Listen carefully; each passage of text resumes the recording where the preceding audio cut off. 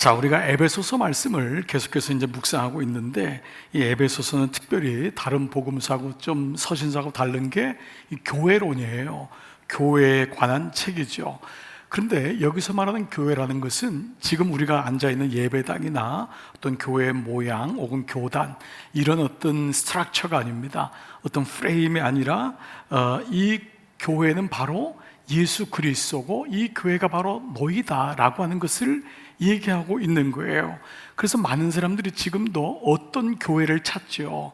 여러분 다 그렇지 않습니까? 어느 교회를 찾아요. 그러나 오늘 이 에베소서의 중점은 뭐냐면 누가 교회인가 라는 거예요. 어떤 교회를 찾고 그 교회가 좋냐 나쁘냐가 아니라 당신이 교회냐, 누가 교회이냐가 에베소서의 가장 중요한 핵심적인 주제라 할 수 있습니다. 그래서 1장부터 이제 6장까지인데 전반적으로 3장은 너희가 교회다, 예수 그리스도가 교회다, 너에게 값없이 주신 은혜를 알고 있느냐라고 하는 칭의, justification, 하나님이 의롭게 하신 거예요.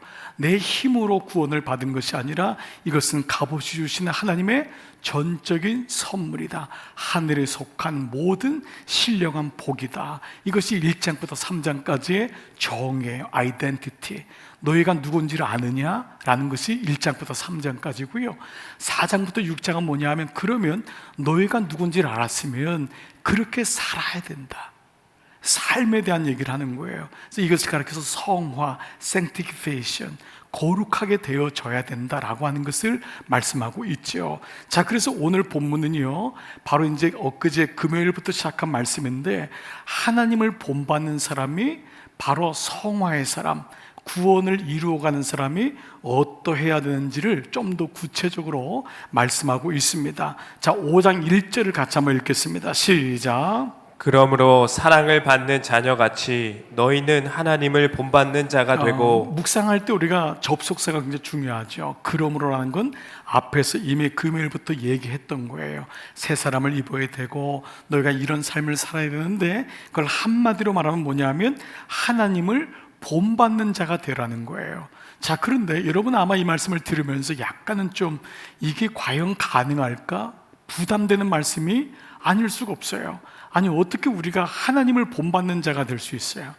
어떻게 이 땅에 살면서 과연 이것이 가능할까라는 그런 생각마저도 있습니다. 그러나 이 말씀을 다시 보면은요, 이 말씀의 키는 뭐냐면 바로 전반절에 나와 있는 바로 사랑을 받는 자녀같이예요. 사랑을 받는 자녀같이. 너희가 사랑받았기 때문에 너에겐 하나님의 형상이 있다는 거예요. 너희가 사랑받았기 때문에 당연히 하나님을 본받는 사람이 될 수 있다라는 거예요. 즉 너희가 사랑받는 자녀같이. 그래서 이 본받다라고 하는 말도 원어적으로는 본뜨다라는 말로 많이 더 가깝습니다. 그러니까 옆에 있는 걸 보는 거잖아요. 해답이 있으니까 그 답을 보면서 그 답을 본뜨는 것과 같이 너희가 그런 삶을 살 수 있다라는 거죠. 그러니까 우리가 이것은 하나님과의 관계에서 이해가 되는 거예요.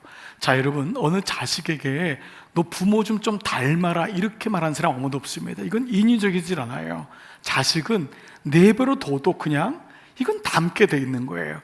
뭐 자식에게 부모에게 있는 행동을 닮아라 이게 안 되는 겁니다. 그냥 이거 우리가 과학적인 DNA도 그렇지 않습니까? 저는 제가 잘 때요, 아주 묘한 습관이 있는데 다리를 이렇게 하나 올리고 이 다리 위에다 다리를 꼭 포개고 이렇게 자요. 그래서 집사람이 처음에 결혼해가지고 너무 신기했다는 거예요. 그래서 다리를 이렇게 피라고, 목사님 왜 주무시면서도 다리를 꼬고 자냐고. 내가 양반이다, 우리 집이. 난 자면서도 이 피가 양반 피라서 그렇다고 했지만 이게 안 되는 거예요. 또 어느 날 보고 있으면 그래 사진까지 찍어서 주더라고요. 목사님이 이렇게 주무신다고. 그런데 놀라운 게 있어요. 제 아이가 똑같이 하고 자는 거예요. 여러분, 이걸 무슨 설명이 됩니까? 그래서 아이한테 제가 그러는 거, 너 그거 너무 힘들어. 어떻게 그렇게 자는데 모른다는 거예요. 여러분, 그때 깜짝 놀라는 게 있죠. 야, 피가 무섭구나. 피뿐입니까? 아이들은 아랫감은 윗감을 보고 자라는 거예요. 부모의 모습 보고. 우리가 참 이게 부담되는 말인데 참 어려운 말이죠. 그러니까 아이가 지금 이런 모습은 사실은 내 모습의 비추인 모습이라 해도 사실은 크게 다르잖아요. 아이들은 아랫감을 윗감을 보면서 자라듯이 이렇게 우리가 같이 가는 거예요. 그 자녀가 부모를 따라가는 것이 의도적으로 의식을 하고 되는 게 아니라는 것입니다. 너희가 사랑받는 자녀같이 하나님을 믿었으니 하나님을 본받는 자라는 것이 어렵지 않다. 그 즉 뭐죠? 너희 안에 있는 하나님의 형상을 회복하라는 것이 중요하잖아요. 우리가 1400년도 초에 고전 중에 하나가 그리스를 본받아라고 하는 책이 나온 적이 있습니다. 토마스 아 캠피스라고 하는 수사인데요, 이분은 수도원에서 하나님께 헌신된 사람들을 위하여 성화의 과정을 위하여 쓴 책이 바로 이 책이에요. 이 책은 기독교의 고대 세 가지의 고전 중에 하나입니다. 우리가 알고 있는 어거스틴의 고백로, 또 존 버년의 철로 역정, 그리고 바로 토마스 아 캠피스의 그리스도를 본받아가 그 중에 하나입니다. 많은 사람들이 읽고 그리스도를 따라가는 것이 이런 곳이나를 알게 됐어요. 그런데 이 책은 라틴어로 써졌는데 영어로 번역되면서 어떻게 됐냐면 The Imitation of God. Imitation. 여러분, imitation이라는 게 보석으로 말하면 뭐죠? 모조품입니다. 사람으로 말하면 흉내를 내고 모방한다는 거예요. 그리스도를 흉내내는 것, 그리스도를 모방해도 삶이 변한다는 것을 얘기하고 있는 거예요. 자, 그런데 우리가 가수 중에서요, 어느 원곡을 부르는 사람의 노래를 따라 부르는 사람을 가리켜서 이미테이션 가수라고 합니다. 그 사람은요, 놀랍게도 처음에는 노래만 부르는데 나중에는요, 그 사람의 성품이나 행동, 거지, 음식까지도 비슷하게 먹습니다. 그리고 실제로 그런 사람들이 수입이 있어요. 상당한 수입을 누리는 사람도 있어요. 사람이 사람을 쫓아가도 생각이 바뀌고 생활이 바뀌거든. 하물며 오늘 이 말씀이 뭐죠? 너희는 지금 누구를 본받느냐? 그 하나님을 따라갈 때 너희의 삶이 어떻게 바뀌겠느냐? 그것이 바로 구원까지도 하나님께서 말씀하시는 것을 얘기하고 있죠. 자, 그런데 그 하나님이 어떤 하나님이냐가 2절에 나와 있어요. 2절 그리스도께서 시작. 그리스도께서 너희를 사랑하신 것 같이 너희도 사랑 가운데서 행하라. 그는 우리를 위하여 자신을 버리사 향기로운 제물과 희생 제물로 하나님께 드리셨느니라. 자, 그런데 그 하나님이 어떤 분이냐면 어떤 우리에게 사랑을 주셨냐, 무엇을 본받았느냐, 그리스도께서 너희를 사랑하신 것 같이 그분이 독생성자 예수님을 우리에게 주신 것처럼 너희도 서로 그렇게 사랑하라는 것입니다. 우리가 가지고 있는 이 에로스적인 사랑, 우리가 사랑한다고 하는 필로스의 사랑, 이것이 아니라 그분이 우리를 위하여 자신을 버리사 향기로운 제물과 희생 제물로 하나님께 드린 것처럼, 바울은 레위기와 민수기, 신명기에 나와 있는 구약의 5대 제사를 거르면서 향기로운 제물과 희생 제물, 바로 그분이 번제로 각을 뜨신 것처럼, 소제가 되어서 아낌없이 자기를 드리신 것처럼, 너희를 사랑하신 것처럼 너희가 서로 사랑해라. 그것이 그리스도 안에서 이루어야 될 모습이다라는 것을 말씀하고 있는 거예요. 사실 이렇게 누군가를 사랑한다는 건 쉽지 않습니다. 우리가 부모가 되고 부부가 되었지만 사랑한다는 게 유효적이고 한계가 있습니다. 참 어렵습니다. 내가 좋을 때는 그렇게 사랑하고 당신을 위해서 내 삶을 드리겠다고 얘기하지만 사실 어렵습니다. 부모가 된다는 것도 이타적인 것 같지만 사실 부모의 사랑도 한계가 있습니다. 그래서 오늘 여기서 이 사랑은 뭐냐면 하나님이 그리스도를 너에게 주신 것처럼, 그리스도가 너희에게 온전한 제물이 된 것처럼 이라는 말씀을 하고 있어요. 그러면 오늘 1절과 2절 한번 연결시켜 볼게요. 하나님을 본받으라는 것이 뭐죠? 2절에서 이것이 추상적인 것이 아니라 그분이 뭐죠? 예수님이 너희에게 그 사랑을 보여주신 것처럼, 하나님을 본받으란 말은 예수님으로 이어짐을 우리가 알게 되는 거예요. 그래서 이 본받으라고 하는 이 말씀이 에베소 4장 15절에서 바울이 이렇게 말해요. 오직 사랑 안에서 참된 것을 향하여 행할 것을 하여 범사에 그에게까지 잘할지라. 그에게까지 잘할지라. 하나님을 본받는다는 게 뭐냐 하면 그분을 향하여 자라나는 거예요. 믿음은 생명이거든요. 믿음은 고정된 게 아니에요. 믿음은 보이지 않는 것 같지만은 이 믿음은 자라나는 거거든요. 현재 진행형인 거예요. 여러분 안에 믿음이 자라나는 거예요. 그럴 때 우리는 멈추지 않아요. 여러분, 죽는다는 게 뭐예요? 멈춰진 거거든요. 많은 사람을 늙는 것을 멈춘다고 생각합니다. 근데 저는요, 믿음이란 건 나이가 들면 들수록 더 영그러집니다. 더 깊어집니다. 더 자라나는 거예요. 육체적인 몸은 한계가 있습니다. 20이 되고 30이 되면 멈춥니다. 그때부터 노화가 일어나는 거예요. 그러나 믿음은 그렇지 않습니다. 범사에 날마다 어떤 일이 있어도 그에게로 자라날지어다, 자라갈지어다. 이 지금 우리에게 적용해 보는 거예요. 나는 믿음이 자라고 있는가? 여러분, 믿음이 자라고 있습니까? 저는 우리 새가족들에게 가끔 물을 때가 있어요. 우리 교회에 오셔서 믿음이 자라고 있습니까? 말씀이 들리고 있습니까? 예배로 내가 지금 예배의 그 은혜를 경험하고 있습니까? 믿음은 자라는 거예요. 범사에 그에게까지 자랄지니라. 사랑하는 여러분, 여러분의 믿음이 멈추지 않기를 축복합니다. 멈춰주는 게 믿음이 아니에요. 현재 진행형이에요. 계속해서 그에게로 자라가는 거예요. 그런데 오늘 후반에 3절부터 이제 7절까지의 말씀은 예수님께로 자라나지 못하게 하는 것들에 대한 말씀이 나오고 있는 거예요. 그래서 여러분, 매일 성경의 소제목이 뭐예요? 빨간 글씨로 뭐라 나와 있죠? 음행과 탐욕을 멀리하라 라고 하는 제목이 나와 있잖아요. 그런데 오늘 말씀을 가만히 한번 묵상해 보자고요. 묵상해 보면은 이것이 꼭 예수님께로 자라나지 못하게 하는 것들의 열거와 그러면 안 돼 라고 하는 교훈식이 아니라 이것이 예수님으로부터 구원받은 칭의잖아요. 내가 구원받았구나, 내가 하나님의 자녀가 되었구나, 내 신분이 바뀌었구나. 알았어. 나는 버림받은 자가 아니야. 나는 이 땅에 그냥 보내져서 그냥 쓸모없이 살다 가는 자가 아니라 하나님의 자녀가 되었구나를 아는 칭의, 알미 됐단 말이에요. 그럼 이 알미, 삶으로 가는 것이 신앙의 목적이잖아요. 교회 안에서 내가 알고 있는 것으로 살면은 결국 여러분, 오늘날 세상에서 기독교를 계속해서 사람들이 입에 떠올리는 건 뭐예요? 기대한다는 거거든요. 사실 욕한다는 것만 보지 마세요. 기대하고 싶은 거예요. 그래도 믿는 사람이라면, 그래도 목사라면, 그래도 교회라면 기대하고 싶은데 그 기대치에 이르지 못할 때 사람들은 거기에 대해서 얘기를 하는 거거든요. 즉 알미, 삶이 된단 말이에요. 그러면 이걸 도식으로 말하면 오늘 말씀을 알미, 삶이 되기 위해서 가운데 브리지가 있다는 거예요. 우리도 마찬가지 고민 아닙니까?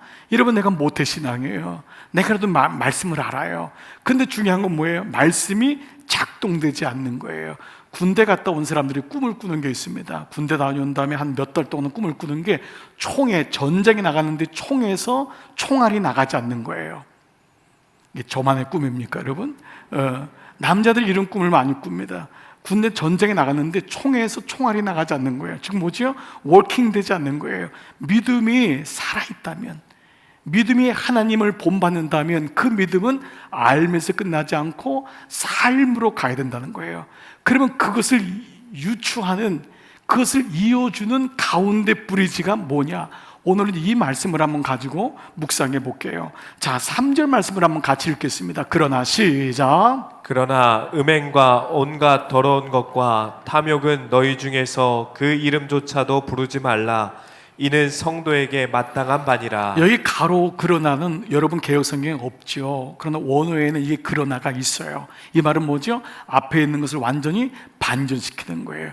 하나님을 본받는 자가 되라. 그것이 주님께로 자라나야 된다. 그런데 이것을 못하게 하는 것들이 있다라고 하는 것을 얘기하죠. 자, 그게 뭐냐 하면 세 가지를 말해요. 음행, 두 번째 온갖 더러운 것, 세 번째 탐욕입니다. 그런데 여러분, 미리 말씀드리면 이 세 가지는 각기 다른 디퍼런트한 게 아니에요. 이것은 같은 종류예요.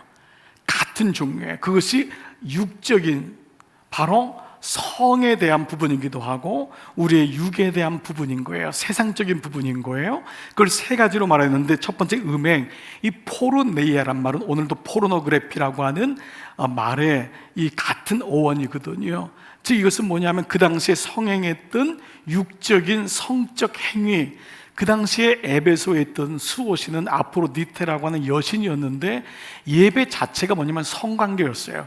그래서 여러분 지금도 이단이나 이런 걸 보면은 여러분들이 정말 눈을 들어서 명확하게 봐야 되지 않습니까? 이게 다 기독교라고 하는 이름으로 유사하게 나오는 거지만 본질이 다르는데 저는 정말 안타까워요. 세상 사람들이 이걸 모른단 말이에요.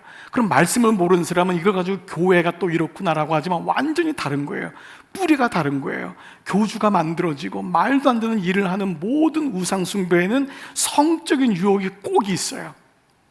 그리고 그 교회 안에 혹은 그 모임 안에서 그런 것이 있어도 더 이상 얘기하지 못하는, 왜냐하면 말씀에 축이 없으니까 건들질 못하는 일들이 교주와의 관계에서, 그 안에 있는 사람들과의 관계에서 계속적으로 일어나는 거예요. 왜죠? 아프로디테라고 하는 신이 음행신이거든요. 이것은 세상의 풍요를 위해서는 무엇을 다 할 수 있다는 거예요. 그래서 몰렉에게 자기 자식을 바쳐서 우리의 아이들이 잘 될 수만 있으면 이라고 하는 세상의 신의 완전히 그것을 음행이라고 한 거예요. 육으로 가늠한 것만이 아닌 바로 이런 음행, 또 거기 나오는 더러운 것은요, 우상 숭배를 통해 나오는 잘못된 생각이나 가치들, 또 행동들입니다. 우상 숭배는 필히 하나님이 없기 때문에 자기의 생각과 경험으로 믿어요. 그렇기 때문에 예수 믿으면서도 밖에 나가면 얼마든지 음행을 할 수 있어요. 그리고 그것도 양심에 묻어질 수 있어요. 여러분 어떻습니까? 경험해 본 적 없습니까? 우리도 실제로 그럴 수가 있어요. 예배를 드리지만 나가서는 얼마든지 딴집 살림할 수 있어요. 얼마든지 모른 체 할 수 있어요. 이게 우리의 아픔인 거예요. 그게 바로 온갖 더러운 것들. 그리고 세 번째 나오는 탐욕. 이것은 다른 말로 하면 탈선이란 말이 더 가깝습니다. 그 길을 걷지 않냐고 다른 길로 걷는 거예요. 여러분 젊은 아이들이 오토바이를 좋아하는 이유 중에 하나가 길이 딱히 없기 때문에, 어떤 길도 갈 수 있기 때문에 오토바이를 좋아한다고 해요. 그래서 오토바이를 타는 순간 정신을 잃는 거예요. 어디든지 갈 수 있거든요. 속도에 리밋도 없는 거예요. 그러나 잠시의 쾌감은 있지만 오토바이의 사고는 비참합니다. 그렇기 때문에 오늘 이 세 가지가 어디로부터 오냐면 땅에서부터 오는 거예요. 육으로부터, 성적인 범죄로부터 오는 거예요. 그런데 이것이 지금 교회 안에도 들어와 있다는 거예요. 예배드리는 사람 중 안에도 여전히 이것을 끊지 못하거나 나쁜 건 알지만은 끌려다니는 사람들이 있다는 거예요. 어떻습니까? 사실 우리들의 모습 아닙니까? 아닌 줄 알면서도 끊지 못하고 따라갈 수밖에 없는 모습이 이런 모습이라는 거예요. 그런데 그 처방전이 먼저 나온 게 뭐냐면 뭐라 그랬죠? 그 이름조차도 부르지 말라. 물론 이것은 강조법이에요. 그 이름조차도 떠올리지 말라. 아예 너희는 그런 것과는 관계없는 자로 부름받은 사람이다. 하나님을 본받는 사람은 그게 유혹이 되지만 너희는 원래 그런 것과 짝짓는 사람이 아니다라는 것을 얘기해 주고 있어요. 그런데 이름이라고 하는 것이 굉장히 중요해요. 뭐냐면 모든 고대에는 신들이 이름신이거든요. 이름의 의미가 있는 거예요. 우리도 호랑이는 죽어서 가죽을 남기고 사람은 이름을 남긴다고 이름에 집착하잖아요. 이름을 부르면서 그 사람의 형상이 되는 거예요.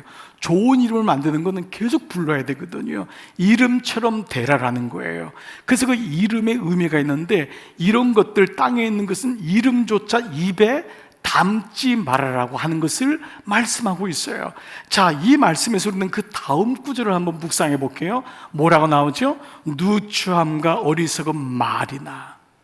자, 처음에 음행과 온갖 더러운 것과 그리고 탐욕에서 나오는 것이 뭐냐면 바로 이름도 부르지 마는데 거기서 자연스럽게 나오는 게 누추함과 어리석은 말이나 또 희롱의 말이 마땅치 않다. 너희하고는 이것이 맞지 않는 것이니 오히려 감사하는 말을 하라라고 말씀을 하고 있어요. 자, 여기서 우리가 한 가지 좀 묵상해야 될 게 있어요. 그러면 누군들 누추하고 어리석은 말을 하고 싶을까요? 누군들 희롱하는 말을 하고 싶을까요? 누군들 음행의 말을 하고 싶을까요? 누군들 온갖 더러운 말을 하고 싶을까요? 누군들 탐욕, 탈선의 말을 하고 싶을까요? 바로 이것은 뭐죠? 그만큼 그 말들이 떨어져 왔다는 거예요. 그 말들이 심겨져 왔다는 거예요. 복음의 말씀을 스페로마 헬라어로 그제 씨라 그랬잖아요. 그 복음의 씨가 생명의 씨라면 죽음의 씨, 저주의 씨가 어디 있냐면 바로 말 속에 있어요. 내가 그 말을 하고 싶어서가 아니라 그 말을 오랫동안 듣고 내 가운데 묵상되었기 때문에 오는 거예요. 여러분, 우리 교회는 11조를 아는 사람이 한 명도 없다 그랬죠. 어떤 사람은 병원에 하고, 어떤 사람은 도둑 맞아서 하고, 어떤 사람은 교통사고로 하고, 어떤 사람은 하나님께 한다 그랬어요. 똑같아요. 말씀 묵상 우리 교회는 모두가 하고 있어요. 그 대신 말씀을 묵상하는 사람이 있고, 자기를 묵상하는 사람이 있고, 세상을 묵상하는 사람이 있는 거예요. 모든 사람은 묵상을 합니다. 안 하는 게 아니에요. 그래서 말씀 묵상을 하자는 거예요. 여러분은 무엇이 묵상되고 있었나요? 여러분들에게 계속 묵상되는 건 뭐예요? 그것이 나에게 씨를 뿌려줬기 때문에 그것이 뭐로 나오지요? 언어로, 말로 나오고. 그래서 이 구절 모두가 뭐지요? 오늘 구절을 보면은 언어하고 말하고 연결되어 있음을 보게 돼요. 음행과 온갖 더러운 것, 탐욕, 그리고 누추하고, 그리고 이 말들, 부끄러운 말들, 어리석은 말들, 희롱의 말들. 그러면 이 말들에 대해서 우리가 이걸 제어하려면 어떻게 합니까? 너 하지 마. 하면 안 돼. 그거 하면 당신 다 드러낼 거야. 그거 하면 내가 고소할 거야. 그거 하면은 우리 집 깨져. 라고 하는 말을 아무리 하지만 사실은 이게 안 돼요.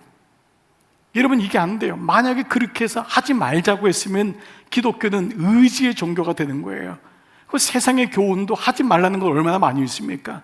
그러나 그 하지 말라고 하는 것으로 끝난 게 아니에요. 그래서 구약에는 don't, 하지 말라라고 하지만 신약은 do, 하라는 거예요. 하지 말라는 것을 멈추면 안 돼요. 그 멈추질 수밖에 없는 안 되는 것 때문에 예수 그리스도가 우리에게 오신 거거든요. 이것이 만약 의지적으로 윤리적으로 내가 힘을 써가지고 혀를 깨물어서 된다면은 신약은 있을 필요가 없어요. 안 되기 때문에 예수님이 오신 것처럼 오늘 이 말씀도 만약에 너희가 그러면 안 돼 라고 하는 명령으로 끝난다면은 이게 여기서 그냥 해결되는 건데 안 돼요. 이거를 자백해야 돼요. 이거를 고백해야 되는 거예요. 이것이 좋은 땅인 거예요. 이것이 믿음의 땅인 거예요. 주님, 안 돼요. 내가 혀를 깨물었는데 안 돼요. 내가 이걸 다짐했는데 안 돼요. 왜냐하면 그동안 너무도 많은 스페로마, 씨들이 떨어져 왔기 때문이에요. 계속 내 안에 이것이 잠식되어 있기 때문이에요. 제가 처음 목회했던 그 시골교회에서 가장 가까운 도시가 김천이라고 하는 도시였어요. 이 김천의 외곽 지역에 나가면 쥐자동이라고 있는데 그 쥐자동에 뭐가 있냐면 대한민국의 유일한 소년 교도소가 있습니다. 14살부터 23살까지의 아이들을 모아놓은 곳입니다. 저희가 이제 교목회가 있어가지고 목회자들이 거기 가서 이제 한 달에 한 번씩 신방하거나 가서 이제 빵도 나눠주고 얘기도 듣고 상담하는 그런 시간을 갖습니다. 놀랍게도 그간에 가면요, 아이가 거기서 10년형을 받고 5년형을 받고 그 창살 안에 있어요. 너무도 불쌍해요. 근데 그 아이들이 너무 멀쩡해요. 너무 순진한 거예요. 만나서 얘기하면은요, 어떻게 이런 애가 사람을 죽였을까? 아니, 어떻게 이런 애가 폭행을 저질렀지? 어떻게 이런 애가 마약을 먹었지? 말도 안 되는 것 같아요. 그래서 거기 있는 교도소에 있는 원장 목사님들, 그 교도소에 있는 채플린들 목사님하고 얘기를 합니다. 도대체 이게 어떻게 된 거예요? 어떻게 이런 일이 가능해요? 우발적인 게 맞죠? 갑작스러운 거죠? 그런 기대감을 가지고 물어보면은 이 목사님들이 대부분 뭐라고 말씀하시냐면, 전문가들이 하는 말이에요. 어린 시절부터 너무 안 좋은 말을 들어왔다는 거예요. 어린 시절부터 너무 안 좋은 말, 저주의 말, 죽음의 말, 그것이 어린 시절부터 오면서 그 사춘기 지나면서 견디질 못하는 거예요. 말은 왜냐하면 씨가 있기 때문에, 말에는 생명이 있기 때문에. 우리는 흔히 말을 잘한다고 합니다. 말씨가 있다고 합니다. 그래서 그 사람 말씨가 좋아라고 하는 보편적으로 이해하지만 사실 말 가운데는 생명, 그 말대로 말씨, 생명이 있는 거예요. 그 아이들이요, 그 말로 받았던 것을 그대로 연결해서 열매를 내고 있는 거예요. 그래서 교도소 안에요, 여러분, 첫 번째가 뭐냐 하면 고운 말쓰기예요. 이게 말이 됩니까? 흉악범들 아이한테 고운 말쓰기, 이것이 그 깊은 뿌리가 있는 거예요. 거기서도 말을 고쳐서 내보내는데 그게 안 되는 거예요. 또 그런 아이들끼리 모였으니까 똑같은 언어를 쓰고 나가면 또 죄 짓고 또 들어오고, 이제는 어른들 그런 대로 청송으로 가고, 이런 일들이 계속 반복되고 있다는 거예요. 그래요. 생각해 보십시오. 우리 삶의 말이 얼마나 중요한지를 생각해 보세요. 나도 모르게 스페로마, 저주의 씨, 그 음란의 씨, 그것이 계속 나도 모르게 그것이 내 안에 쌓여졌기 때문에 나도 모르게 그것이 입으로 나오는 열매가 되어 있다는 거예요. 우리나라 말에도 말씨, 그 부부 관계도 가만히 보면은 부부관계가 막 부부싸움하는 거를 여러분 가만히 한번 생각해 보세요. 이게 뭐 돈 때문에 싸우는 것 같아요? 애 때문에? 아닙니다. 말 때문에 싸워요. 말 때문에. 그 말 때문에 결국은 말이 오가면서 결국은 갑니다. 여러분 다 지금 뭐 시침이 뚝대고 아닌 것 같이 나는 고상한 말을 하는데, 아닙니다. 여러분 정말 생각지도 않은 그 사람에게 저런 말이 나올까? 어떻게 당신이 나한테 이런 말을 해? 남자들이 우연찮게 확 뱉은 말이 여자들의 마음에 가슴에 비수가 돼가지고요. 그래서 여러분 사실은요, 폭력보다 더 무서운 게 버벌 어뷰즈예요. 말로 하는 건 이게 안 씻겨요.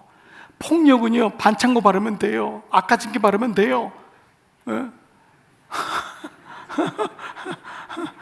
그런데 버벌 어뷰즈, 말로 한 어뷰즈는요, 가슴에 새겨지는 거예요. 정말 이러한 때가 얼마나 많은지 몰라요. 제가 오늘 말씀을 1부 드린 다음에 2부 때 잠깐 이제 올라가서 생각하다가, 제가 결혼한 다음에요, 말로 한번 집사람을 상처를 준 적이 있었어요. 이게 신혼 때예요. 그리고 제가 울었어요. 여러분, 제가 이렇게 순전한 마음이 있다니까요. 그때는 정말 내가 상처를 주고 울었다고요. 왜냐면 나는 정말 그러고 싶지 않았거든요. 엄마 아빠 싸우는 걸 너무 많이 봤기 때문에 마음에 아주 의지를 가졌거든요. 근데 웬걸 결혼한 지 몇 개월도 안 돼서 그만 내 말로 집사람이 눈물을 나타나게 한 거예요. 마음에 그냥 모르고 있는 거예요. 그날 밤에 성령께서 제 마음을 얼마나 말씀하는지, 네가 어떻게 그러면서 목회자냔 말이에요.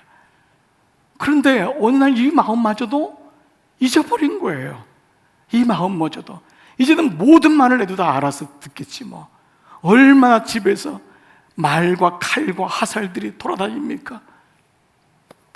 우리나라 초대 100년 전 선교사들이 우리나라 들어왔을 때 제일 힘들었던 게 뭐냐 하면 말을 고치는 거였습니다. 너무 못 살고 너무 전쟁 속에 사니까 우리나라는 세계에서 욕이 가장 많습니다. 우리나라 욕은요, 세계 으뜸이에요. 제일 많아요. 여러분 미국 영어에요, 욕이 많잖아요. 아무리 해도 많잖아요. 뭐 엄마 아빠 끌어다가 써도 많잖아요.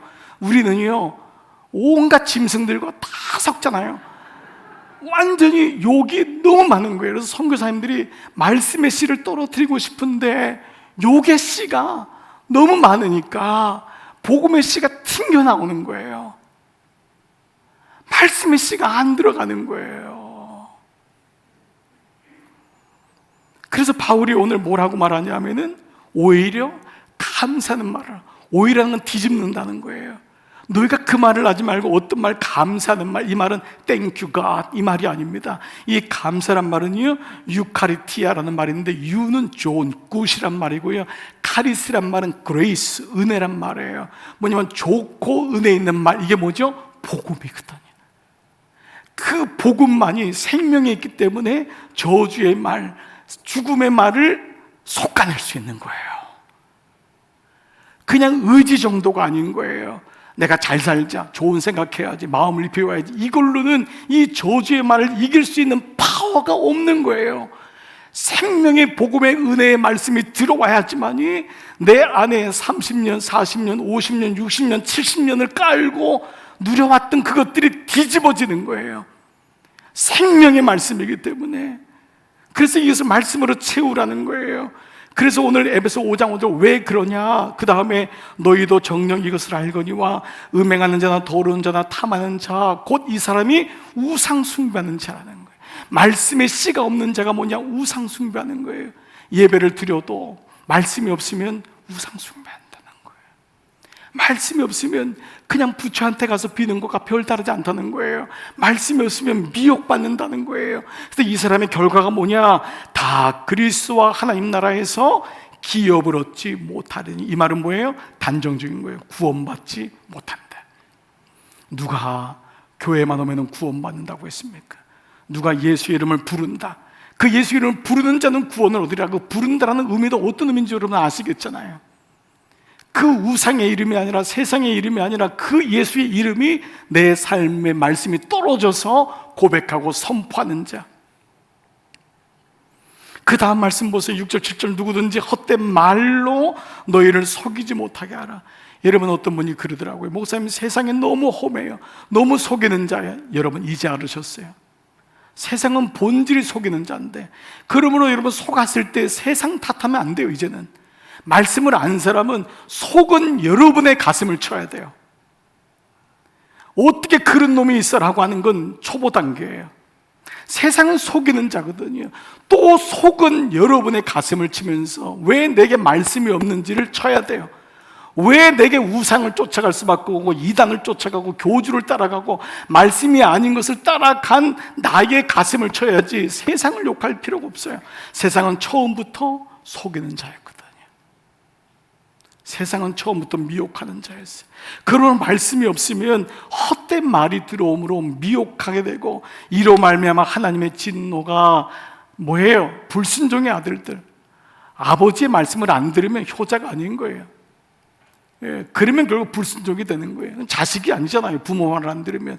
똑같아요. 하나님 말씀이 없으면 불순종의 아들이 되기 때문에, 그러므로 그들과 함께하는 자가 되지 말라라고까지도 이렇게 분명하게 선을 그어라 라고 말씀해요. 자, 그렇다면 이제 우리가 이 말씀을 가만히 보면은 삶이 삶이 되기 위해서, 구원받은 것이 구원을 이루기 위해서 가운데서 그 뭐예요? 말씀으로 덮으라는 거예요. 말씀의 씨를 포기하지 말라는 거예요. 내가 이만큼 믿었으니까 됐지 라고 하는 것으로 멈추지 말라는 거예요. 한국의 목사들은, 우리 목사들이 많이 잘못한 게 많아요. 성도들을 앉혀만 놓고 자기 혼자 얘기하고, 성도들이 말씀을 묵상하고 있는지는 체크하지 않은 거예요. 그래서 웃긴 얘기하고 예화하면 다 은혜 받은 줄 알았어요. 쓰러뜨리기도 하고, 막 성령 받으라고 하고, 뭐 방언하고 하면은 마치 성령의 임재가 임한 것으로만 생각하고, 그게 진짜인 줄 알았어요. 그런데 삶이 달라지는 거예요. 삶이 안 바뀌는 거예요. 그렇게 방언을 하고 쓰러진 사람이 나가면 이기적으로 살고 바람 피고 지 맘대로 다 한단 말이에요. 왜 그렇죠? 말씀의 씨로 덮질 않으니까. 말씀의 씨가 없으니까 결국은 현상만을 쫓아가는 오늘날의 사람들에게 지탄받는 그런 모습이 되고 있는 거예요. 즉 이것은 대단히 전략적이에요. 에베소 6장 보면 너희가 그의 괴계, 마귀의 괴계를 능히 이기기 위해서 하나님이 전신갑주를 입으라 그랬잖아요. 마귀는 전략적이에요. 그러면 예수 믿는 우리도 예배드리는 것을 멈추지 말고 전략적이 돼야 돼요. 우리도 지혜로워야 돼요. 그냥 멍하니 있으면 안 돼요. 일주일에 말씀 듣고 세상 나가서 사는 것이 아니라 전략적으로 믿어야 돼요. 그래서 오늘 이 말씀에서 다시 너에게는 말씀의 씨가 있냐를 물어보라는 거예요. 제가 이번에 입원을 하면서 한 주간 병원에 있으면서 문득 이 몸이 힘드니까 이제 마음도 계속 그렇잖아요. 근데 문득 제가 수년 전에 한 주간 또 입원을 한 적이 있었어요. 그때 생각이 나더라고요. 그때 제가 너무 은혜를 받았던 한 장면이 있었어요. 그때 이제 1인실에 가게 됐어요. 1인실에 가게 됐는데 그 창문 저쪽 끝에 그 컵 2개가 양파가 올려져 있는 거예요.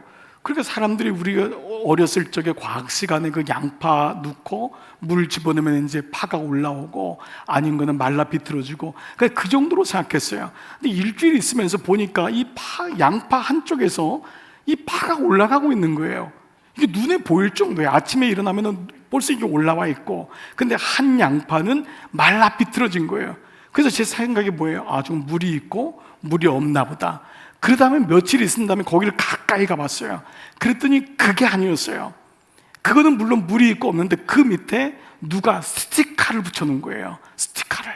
아마도 병실이 바뀌면서 거기 전도하는 교회나 그리스도인이 일부러 그 스티커를 밑에다 붙여놨기 때문에 이 정면으로 볼 땐 컵밖에 안 보이니까 몰랐는데, 가까이 가서 보니까 스티커가 있는 게 요한일서 5장 12절, 아들이 있는 자에게는 생명이 있고 하나님의 아들이 없는 자에게는 생명이 없느니라.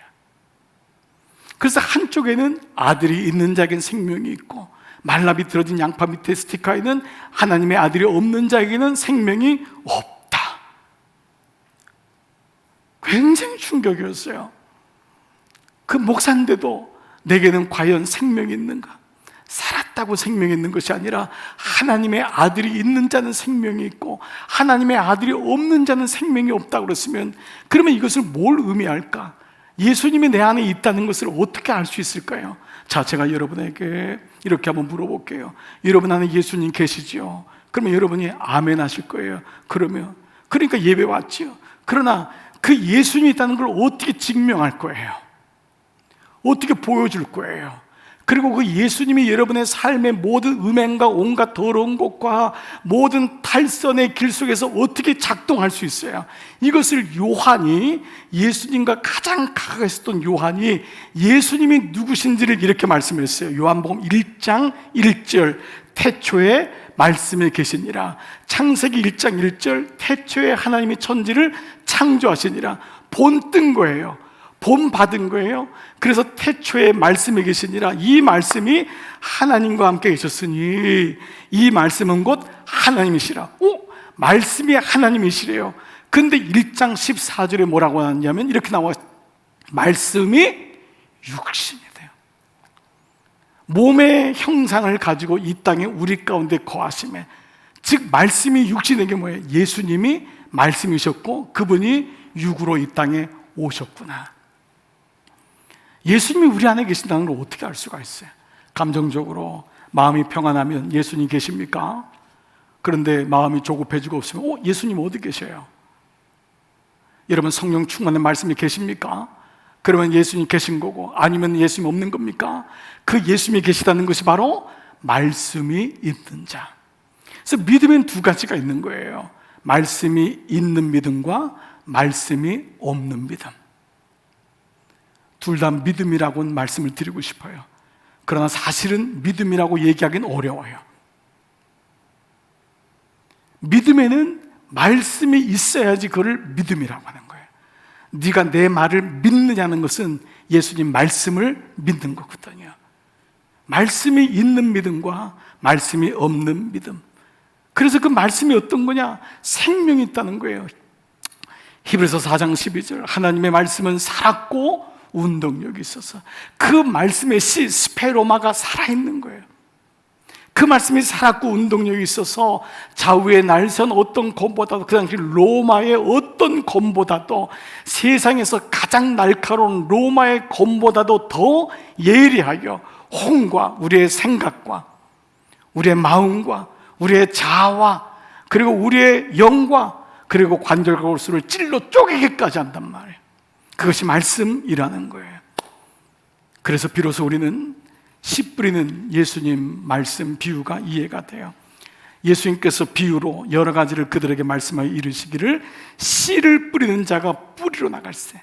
예수님이 당신을 뭐라고 비유했냐면 씨 뿌리는 자란 말이에요. 우린 여기서 좋은 밭에 대한 묵상을 너무 오랫동안 해왔고, 목사들이 여러분 좋은 밭이 되셔야 돼요 라는 것을 많이 묵상을 했지만, 사실 이 말씀의 가장 본질은 뭐냐면 씨 뿌리는 자요, 씨인 거예요.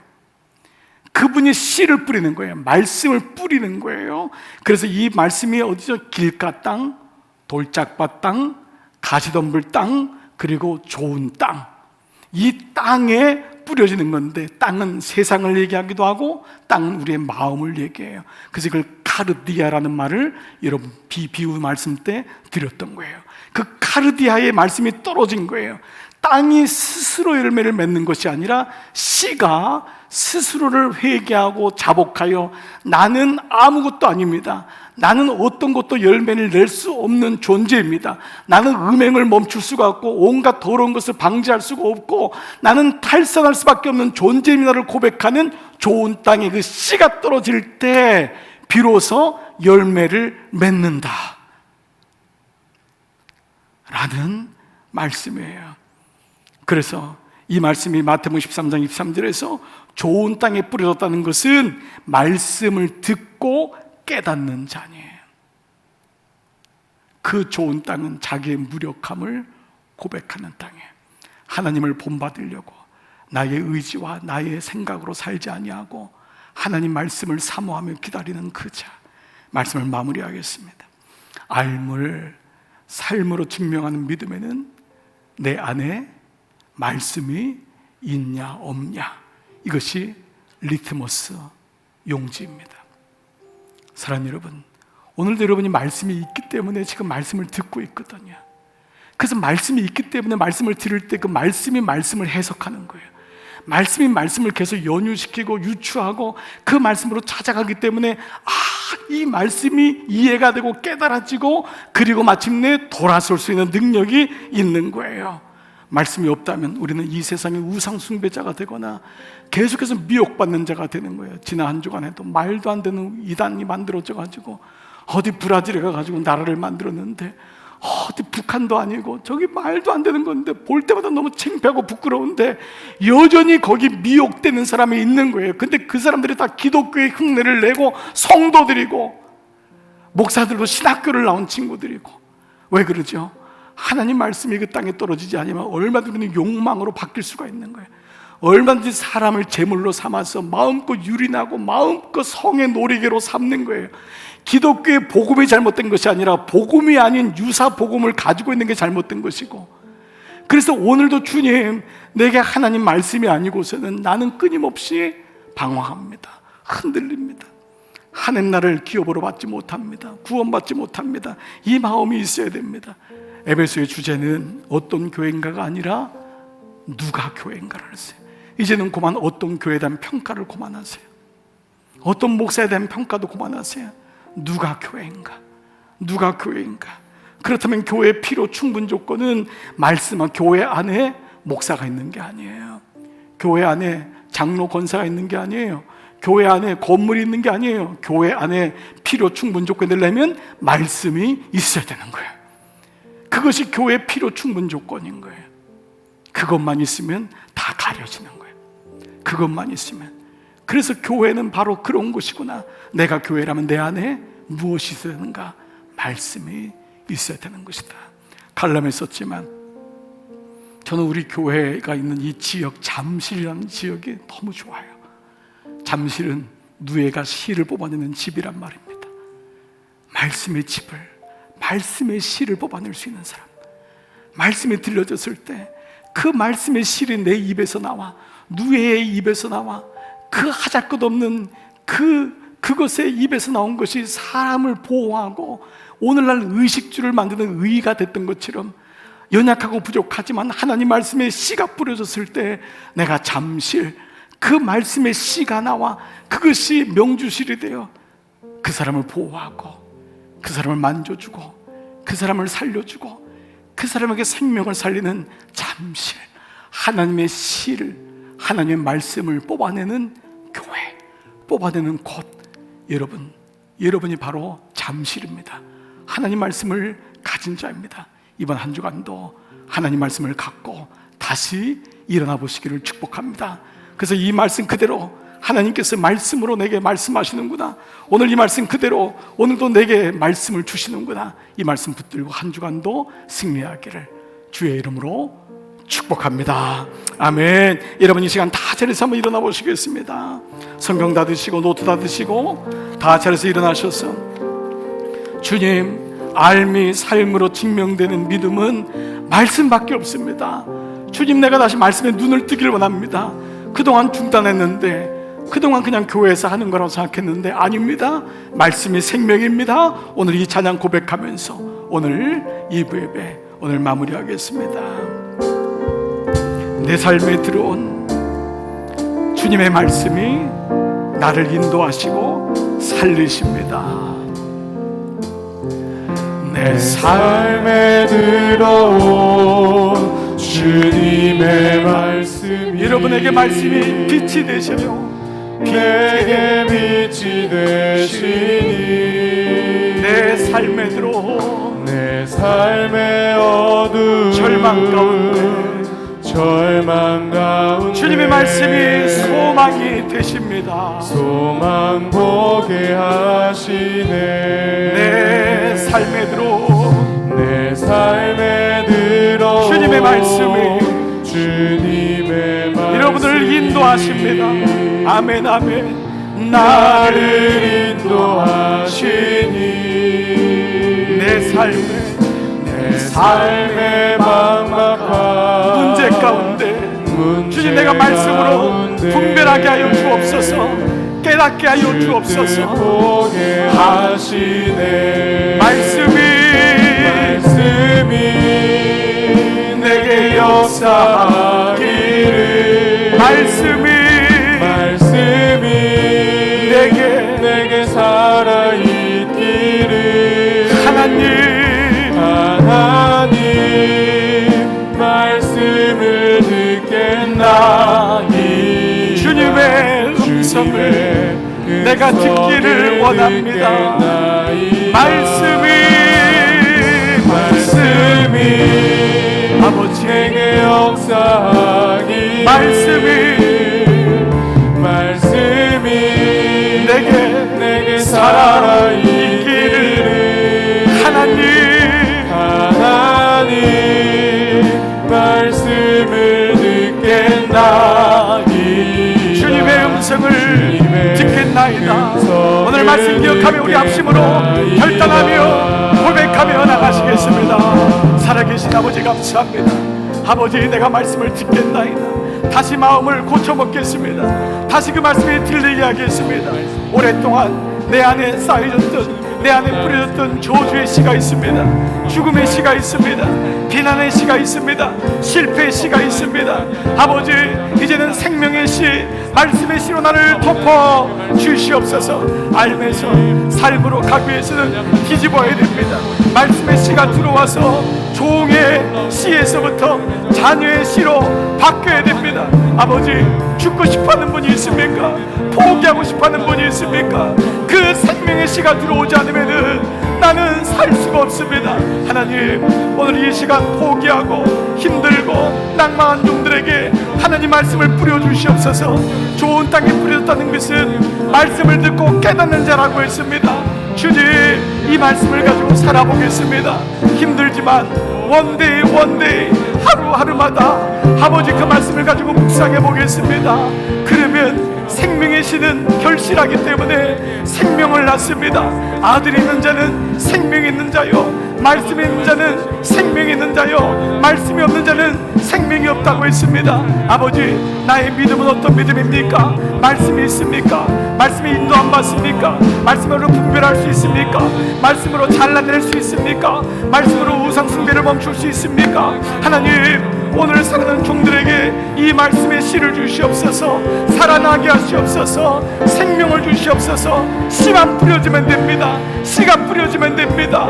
내가 쫓아갈 것은 그 누군가가 아닙니다. 어떤 교회가 아니라 누가 교회인가? 내가 교회가 되기를 원합니다. 내 안에 말씀을 뽑아내는 그 말씀이 있으면은 나는 잠실이 될 수 있습니다. 말씀의 씨를 말씀을 뽑아내는 하나님의 사람이 될 수 있습니다. 위로해주고 덮어주고 그의 일을 옷을 덮어주고 만들어주고 하나님 믿음으로 살 수 있습니다. 하나님 오늘 예배드리는 모든 종들에게 말씀이 역사하기를 말씀이 살아있기를 말씀이 들려지기를 말씀으로 살아내는 모든 종들 되게 하여 주옵소서. 오 주님 축복합니다. 주님 감사합니다. 살아계신 아버지 오늘 혹시 예배 온 사랑하는 종들 가운데 너무 힘들고 너무 주저앉고 싶고 하나님 여기서 그냥 끝내고 싶고 그냥 앉아있고 싶어하는 그래서 이제 못 사는 게 그렇지 하나님 나도 모르게 쌓아줬던 저주와 비난과 자기 포기와 죽음에 대한 씨 때문에 너무 힘들어하는 종들이 있습니까? 그런데 하나님 오늘 종들이 말씀을 들었습니다. 스페로마 그 씨가 뿌려질 때 그 말씀을 듣고 깨닫게 되었습니다. 하나님 우리 사랑하는 종들에게 계속 들려주시기를 원합니다. 그리고 내게 주신 자유의지를 통하여 하나님 말씀 앞에 서기를 원합니다. 매일마다 그 말씀이 떨어지고 묵상되고 그 말씀이 알면서 그치지 아니하고 삶으로 가기를 원합니다. 하나님, 우리 모두가 상처받은 길가 땅이고 돌짝밭 같은 땅이고 가시떨기 같은 땅인데 이것으로 고집하고 살아왔는데 이제 주님, 나는 주님의 씨가 아니면 아무것도 할 수 없는, 생명의 말씀이 없으면 나는 아무것도 아닌 좋은 땅으로 하나님 앞에 서기를 원합니다. 하나님, 한 분 한 분 심령 속에 오늘 이 고백 위에 말씀을 뿌려 주시옵소서. 들어가서 열매 맺고 이 말씀으로 힘들고 어렵지만 하루하루 나의 입에서 나오는 말이 창조의 말이요, 긍정의 말이요, 살리는 말이 되어서 옆에 있는 배우자를 살리고 자녀를 살리고 이 세상을 살리게 하여 주옵소서. 수없이 들려지는 정치인들의 말에 유혹되지도 말고, 수없이 들려지는 미혹되는 말에 미혹되지 아니하고, 우상 숭배의 말에 끌려가지 아니하고, 세상의 유수에 끌려가지 아니하고, 오직 하나님의 순전하신 영원하신 진리인 말씀으로 살아가게 하여 주옵소서. 성부와 성자와 성령의 은총이 머릿속의 모든 종들 위해 이제로부터 영원토록 함께 하시기를 간절히 축원하옵나이다. 아멘.